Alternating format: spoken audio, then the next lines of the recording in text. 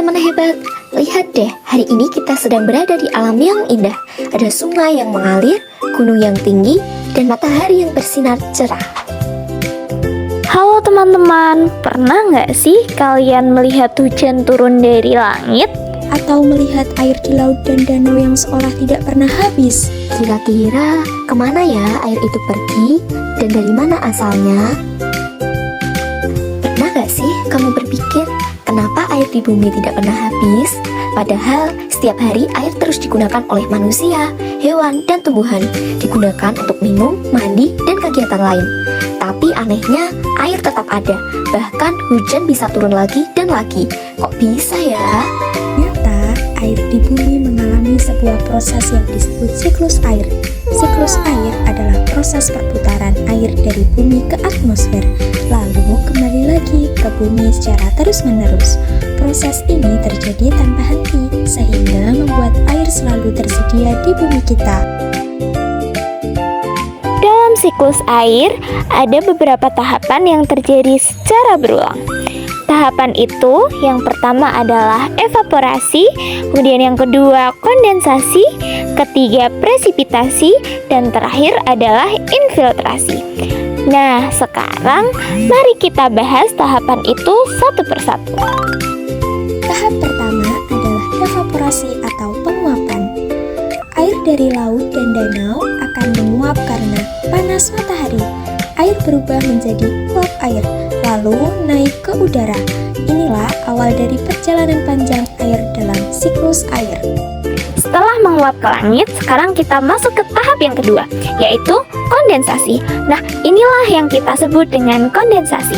Kondensasi adalah proses perubahan uap air menjadi tetes-tetes air saat udara mendingin.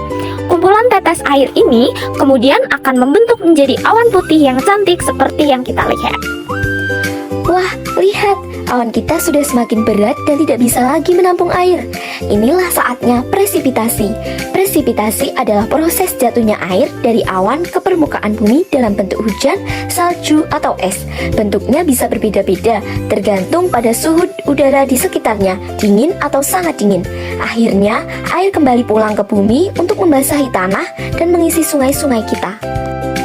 Setelah hujan turun ke bumi, kemana ya perginya air-air itu? Mari kita cari tahu tentang tahapan yang terakhir, yaitu tahap infiltrasi. Infiltrasi adalah proses meresapnya air dari permukaan tanah ke dalam tanah melalui pori-pori tanah dan batuan hingga mencapai air tanah.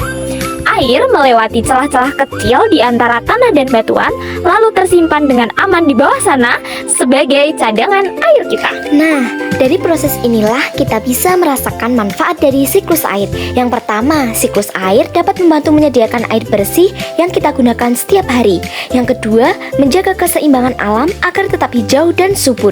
Dan yang ketiga, dapat mendukung kehidupan semua makhluk hidup di bumi. Jadi, siklus air bukan hanya sekedar proses alam, tapi juga sangat penting bagi kehidupan kita semua. Wah, seru sekali ya perjalanan air dalam siklus air, dari menguap menjadi awan, turun sebagai hujan, hingga meresap kembali ke dalam tanah. Sekarang kalian sudah belajar banyak tentang siklus air kan? Kira-kira masih ingat tidak ya semua tahap dan manfaatnya? Yuk kita uji pengetahuan kalian dengan quiz time. Siapkan diri kalian dan jawab setiap pertanyaan dengan semangat ya. Sudah siap semuanya? Mari kita mulai kuisnya.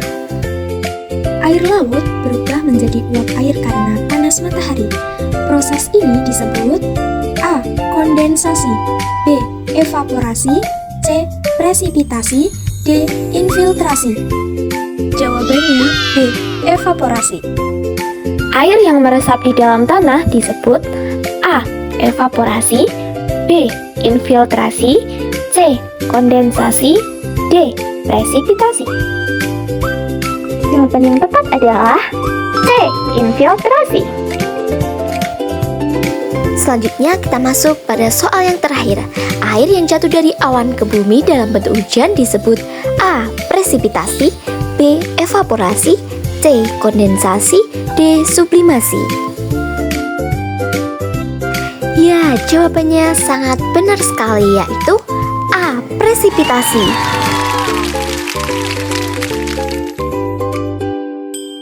Hebat sekali ya, alam punya cara sendiri untuk menyimpan air bersih. Sampai jumpa di petualangan sains berikutnya.